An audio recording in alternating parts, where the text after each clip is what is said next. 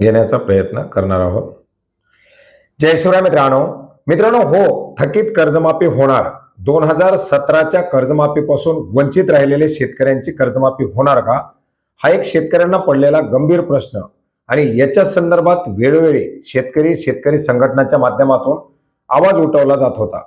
याच्यासाठी कोर्टामध्ये याचिका टाकण्यात आल्या, कोर्टाचा निकाल लागला, परंतु अद्याप देखील या शेतकऱ्यांची कर्जमाफी झालेली नाही। आणि अशाच या थकीत असलेल्या, प्रतीक्षेत असलेल्या शेतकऱ्यांची कर्जमाफी खरंच बाकी आहे का? असे शेतकरी खरंच बाकी आहेत का?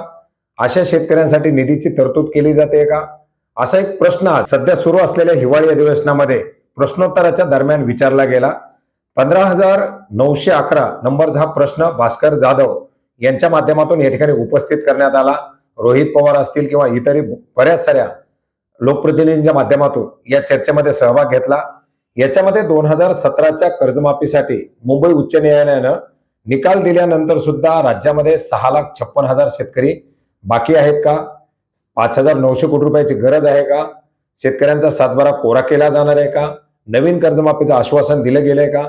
अशा अनेक सारे प्रश्न या चर्चेमध्ये, या प्रश्नोत्तरामध्ये उपस्थित करण्यात आले आणि याच प्रश्नाच्या उत्तरादाखल सहकार मंत्र्यांच्या माध्यमातून काही उत्तरं देण्यात आलेली आहेत, ज्याच्यामध्ये हो, 2017च्या कर्जमाफीपासून राज्यात 6,56,000 शेतकरी बाकी आहेत आणि अशा 6,56,000 शेतकऱ्यांना लाभ देण्यासाठी 5,975 कोटी 51 लाख रुपयाच्या निधीची गरज असल्याची माहिती त्यांच्या माध्यमातून देण्यात आलेली आहे।